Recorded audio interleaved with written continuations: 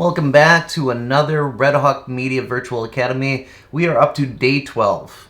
And being that it's day 12, I think it's probably time that we should talk some cleanliness here. You've been on your device for a lot of days, a lot of hours, and a lot of screen time. And one of the things that you should consider doing is cleaning your Mac Air. Okay? If you haven't recently done that, here are some suggestions for doing this. This is a friendly PSA because that's probably pretty gross and grimy by now. But here we go. We're going to take a look. This is directly from the horse's mouth. This is what Apple says to do for cleaning your product. Let's take a look at it. All right, I'm going to put this up to full screen so you can see. And we've got basically these are the main things that you should think about. Using only a soft, lint-free cloth. Avoid abrasive cloths, towels, paper towels, or similar items. Avoid excessive wiping. Unplug all external power sources and devices and cables before you do this. Keep liquids away from the product, unless otherwise noted. Don't get moisture into any of the openings. Don't use aerosol sprays, bleaches, abrasives. And then this is the one that we might be most interested in this era of COVID-19 here, is that we want to be able to kill bacteria. And it's okay to use a disinfectant as long as it's only 70% isopropyl alcohol. Okay, so Clorox disinfecting wipes, you can use those. Again, if they're especially moist, make sure that you are not getting all that moisture into your keys. And if you're using any kind of sprays, I recommend spraying it onto the cloth first, then wiping everything down. And this is just a friendly PSA to keep your Mac Air clean. Sorry. But something you should probably think about at this point. Okay, excellent. That's it for the PSA. We're going to move on, and that brings us up to the next thing, which is going to be digital media 2. All right, let me send that on over here. All right, digital media 2, one of the things that we've been working on is our game, and we've been making a lot of progress. We now can collect coins. We have a coin counter, and we have the start of a health bar. Now, when we last met, you were working through some tutorials, Health Bar 8.1, 8.2. Those are in the playlist, again, for the game, 2D platform game. So if I simply just head on over to YouTube here, and a lot of people have been asking this, I have the links in the description below. So definitely you can take a look at that. Those links are right there, but if you want to get to those things, again, Red Hawk Media. And if you type in health bar, okay, which is what we're working on right now, you can see that some of the tutorials will pop up, not the specific one. Okay, let's see here, health bar, health tutorial. Let's add that on there.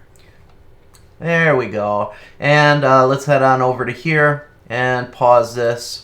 Okay, and we've been working through 8.1 and 8.2, so this should be the last video that you just finished up. We are now heading on to 8.3, and in this video, unlike the others, which were all focusing on the graphical representation of your health bar, you're now going to be adding code in. Now the beauty is, if you do this properly, you don't have to type any code. All the code has been provided for you. In fact, this is the part that I wanted to show you. At the bottom, add the necessary scripts so your health bar works. If you go to show more, you can see that there is a download right there for that. So if I hop over to this download, it's going to take me to that exact link. I'm not going to open any of this up whatsoever. Not a bit of it. I'm just going to head right on over to my little download button, and I'm going to click download. After I download this, I'm going to have that down in my browser in the corner down here. And what I can do is I can undock this so we're not full screen. I can take that Unity package and drag it right into here. So let me set this up so that we don't lose everything here, like that. Let me downsize this so we can see. There we go. All right, and now from there, I'm going to hop into my project tab. Okay, and I'm going to go right to the assets folder, make sure that's selected, and then I'm going to grab that health bar system and I'm going to drag it in here. Once I've got that in here, you're going to see that it's going to, well, it's not going to force quit hopefully on you, but what's going to happen is it's going to prompt you to import all of those things. Okay, and then you'll have those codes in there. They'll be in their own scripts folder. It'll be easy to find them. You get two things, a player health script and then the saw script, which gets the saw rotating and gets it so that it interacts with your character. Now you don't have to use the saw, but it's the starting place for getting this all set up. Okay, that's what Digital Media 2 is going to be working on. Those, again, are in the playlist for 2D platform games on the Red Hawk Media channel. Take a look at those things, and we're moving on. Okay, excellent. Back to the beginning here. Web design. All right. For web design, we have been working on our sites, and we've been putting them together for Red Hawk Media. And those particular sites, I have received your first draft of your coding of your splash page and your landing page. So I've received those things. Now at this point, one of the things that I noticed that people are struggling with is getting the menus to look the way that they wanted within those pages, because we have very basic rudimentary skills when it comes to the CSS and creating the menu. So this is one of the sites that I wanted to remind you of that we've talked about before. And let me pop this up here. Okay. This site in particular is super handy to give you a starting place for everything. This is CSS MenuMaker, and in here they've got a number of different responsive menu themes that you can go ahead and take a look at. The other nice part about this is down in the bottom, which they kind of hide this from you here, is you've got 10 free, and most of you have horizontal menus that are worked into your sites. You have 10 free horizontal menus that you can take a look at. So when I hop into those, it gives me some ideas of what these might look like. And a lot of you are using this idea of tabbed menus so that it fits into this scheme of being able to move without like necessarily changing pages, but changing content on a page. This is very handy for that. Now the other nice thing about this is not only does it give you the look, it's all responsive as well. And you can go in and you can mess with the colors here.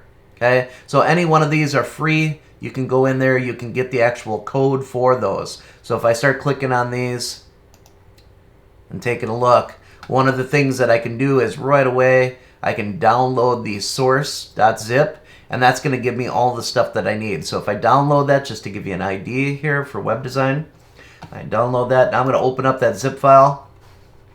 And in that zip file, let me get this over so it's not distracting here. You're going to see that one, they give you a page that puts the whole thing on there so that you can kind of see how it works. But this page is also code for the menu. So don't be confused by that. I can right click on this, I can do an open with, and then I can bring it over to Dreamweaver.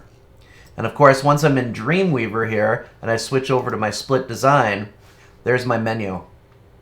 Okay, and this will allow me to go in and while I'm looking at the menu, change out the stuff that I need to change. The other thing that's in there is that you will notice that the style sheet is in there too. So I not only have the source code, but I have the style sheet, I have the jQuery in the form of a JavaScript, and then I have another JavaScript that handles all of the animation for the different things that are going on there.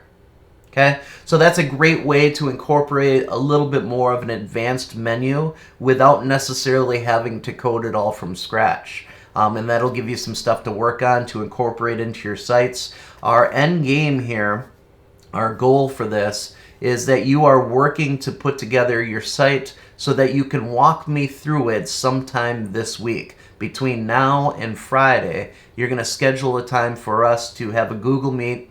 We're going to sit down, actually scroll through your site that you've created, click on the different links, go through all the functionality of it. So the first time we met, we talked about the mock-up and the design, and then you made revisions, and then I approved those revisions. Now we're going to sit down and you're actually going to start clicking on things, scrolling through things, showing me that functionality of the site. Okay, so that's kind of like your week-long goal here of putting that all together. The ones that are in so far for the drafts look really good. I mean, really good. So I'm anxious. I'm excited to sit down with you and go through those. Make sure you drop me an email that schedules a Google Meet between now and Friday as soon as you're ready to take me through the site. Now, this isn't necessarily the finished product. This is us going through the site and you showing me some of the functionality. Okay, excellent. That pretty much wraps up web design, I believe, and I didn't shortchange you today, Wyatt, so that's all good. We are going to skip on over here to, let me close up some of these windows here before I get going too far. By the way, I did want to say some of the music that you heard at the beginning is compliments of Ashton from our Digital Media 1 class. He created that in GarageBand. That was something that he put on there, so thank you, Ashton, for that intro music. And Jake is going to bring it home for us at the end here. We'll come back to that in a bit. Okay, so web design, switching over to game design. That's our next speed. With game design, the big thing that we've been working on is collectibles, inventory, and then when we last talked, we talked about a start screen and a pause screen so that we have more of that functionality in our game. See, our goal is throughout this week, we are getting ready to build our final 2D platform game. All right, we're going to build it. We're going to be done with the 2D platform game. We're going to be done with the 2D altogether in Unity, and we're going to move on to 3D. Okay, and that's going to change things up a lot, but a lot of the same framework will be in place, so it's definitely worth your while to spend the time on it now. The last thing that I wanted to show you in the live stream today is you are going to eventually build your game. Okay, and this build is going to be a single file that is an executable file that we'll be able to actually click on and play through everything. One of the steps that you would want to do, because this is your game and you've spent a lot of time on it, is you would want to get the appropriate splash screen at the beginning here to identify that it is in fact your game. And I'm not that I'm not familiar with all of your games, but that's one of those little steps that you would do. If you were to take this over to the App Store, you would definitely want to do this. You see these on pretty much any game that you're going to get from the App Store. So the idea is this. We are heading into, and I got to remember where I'm going now. We're going into File, and then we're going into, let me zoom in here, File, then we're going to the Build Settings. Now in the Build Settings, you've got all your scenes. We've been in here before for that. We've added different scenes. We've picked different build platforms to build for, but one of the things that we haven't gone into is the player settings. Now the player settings will allow us to add on a lot of different things in here, namely one of those being the splash screen. So I clicked on that, and I don't know if you noticed, but it brought up this different panel that's over here. So in place of the inspector, we've got all of the settings for this particular game. Now, we can do a lot in here. We can set the icon for what this game is going to look like when we build it. So the icon might be a representation of your main character or your start menu. Something that's going to be identifiable for the game. When I go to Crossy Roads and I play that, immediately it's identifiable by its icon. Okay. So icon, that's your load up icon. You can go ahead and put that in there, and you can see that there's a lot of different recommendations for sizes that you can work in there for this. Okay, start with the larger size up here, and these are backup ones, so if you put one in there, you can put up a backup one, so if it plays on different systems, it'll still show up the way that you want it to. This might require you to do a little bit of photoshopping to get it exactly to this pixel size, but that's what you're going to want to do to make the icon. Okay, so that's for the icon. Another thing that you're going to want to worry about in here, I talked about the splash image, so let me collapse this back down here. Icon, let me see here. There we go. And splash image is the other one.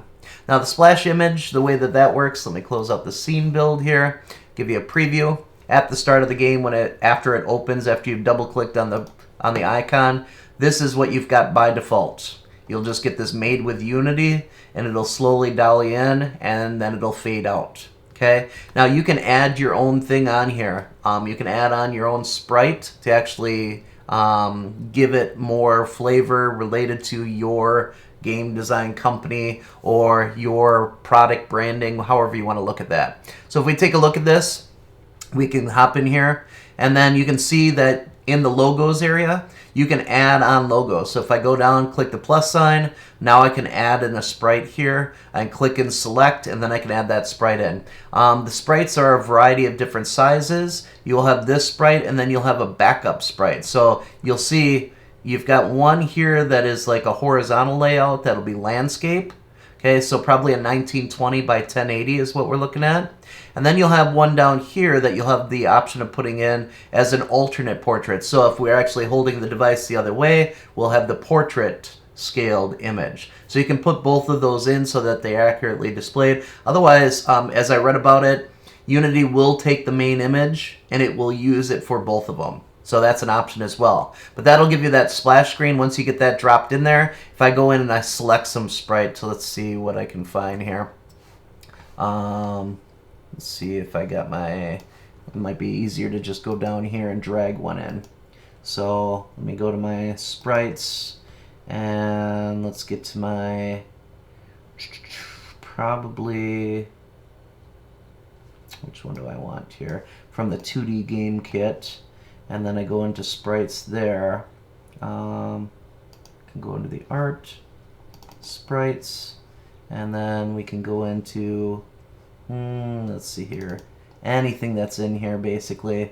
Let's say I wanted this to be my actual sprite here. I could drag that in there. Okay, let me get back to that so that I can actually drag that in there.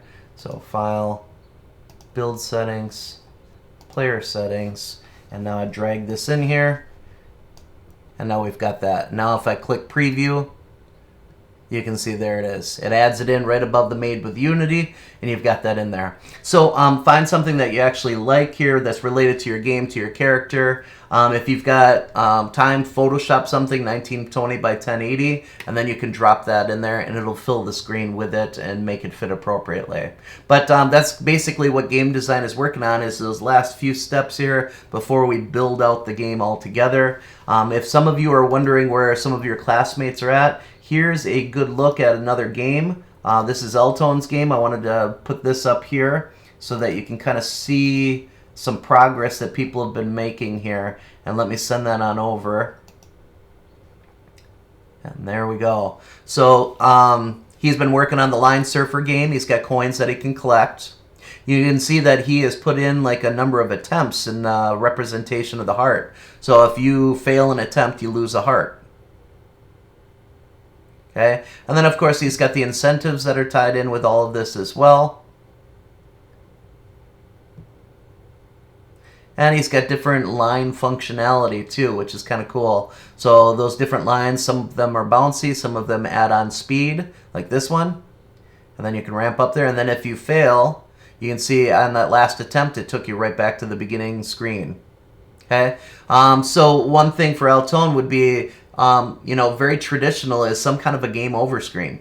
I mean, if you fail all of your attempts, you would have that game over screen. And then if you win all the way through all of those levels, too, a win screen is the last thing that we would add on here. So I've shown Grady's example of his top-down game before. But when you win, after you get through the whole quest, finish everything up, you would have that win screen that pops up at the end. Hey, you made it. And then eventually it cycles back around to that menu that you've been working on. Okay, and that sums up game design. Let's hop on over to video production 2, and let me clear this and put that on there. Okay, video production 2, one of the big things for you guys is that we are working on a virtual news show. You have throughout this week to record your segment. Your segment should be some form of Milton-related news. It is a good news kind of setup. If you need more inspiration for that, John Krasinski's 3rd episode of Some Good News came out today. Take a look at it. There's a link in the description below. Definitely check that out. Now, the other thing that I'll reference here, which is on Schoology, and it's tied to the actual project or the assignment that goes along with this, is there is a link in there for the Google spreadsheet that shows all the different story ideas that you guys came up with, and some people have already signed up for those ideas, and that's what you're going to be reporting on. So using your cell phone, get on out, record, set up your own virtual news thing. You want to do the weather, you want to get out and give a report on where the building progress is for the high school's new addition, whatever it may be. You're putting together your own news segment for some good news. Of course, some kind of a positive spin to it. We could use it during this time. Excellent. That's video production. That pretty much sums that up. The rest of the information is on Schoology for you guys. For video production, take a look at that. Which takes me to the last and final class, which is Digital Media 1. Okay, Digital Media 1 has been working in GarageBand. Okay, and I'm going to show you the resource for that really quick here. For GarageBand, oh, let me get back because I know you guys aren't seeing that here. Switch it up to this and send that, and here we are. GarageBand, we've been working down through our playlist of tutorials that are on the Red Hawk Media channel. We've covered part 1 and part 2, so at this point you should be pretty proficient at dragging in loops, resizing them, adding multiple tracks. You should be able to take the volume up and down and automation and do all that. Now, one of the things that you'll notice is that the more you hear these loops, the more that you're going to be able to identify them as GarageBand loops. And it gets to be kind of annoying after a little while. And you'll think it's annoying too. In fact, from here on out, when you start to watch YouTubers, you'll know which YouTubers are using GarageBand to kind of put together their music, which is a great thing. But one of the ways that we can get around having everything sound exactly the same as everybody else's is you can add on track effects. Now, part 3 of our tutorial series here is going to show you how to add on those track effects so that you can affect a change on that track, make it sound different, give it a little bit of reverb, give it some echo, add in more bass, EQ it, all those different things, and then some really funky effects that are on there too. And you don't need to know anything about music to be able to do this, but that should set you up. Again, it's part 3. That'll be listed in Schoology. It'll be your Wednesday assignment. So by Wednesday, you'll have song 3 showing that you know how to do adding track effects. And it'll be very similar, 4 to 5 tracks, all mixed together, automation, 1 minute long, and then adding those track effects. Okay? And that should pretty much take you through all of that. And to bring it home here, at the very end of all of this, I'm going to skip on out to our last and final example of one of the songs created in digital media. And Jake, again, thank you for putting this together for us. And that pretty much wraps it up for today in the live stream. Again, this was Red Hawk Media's Virtual Academy, Day 12. And we're signing off here. Thanks, and bye.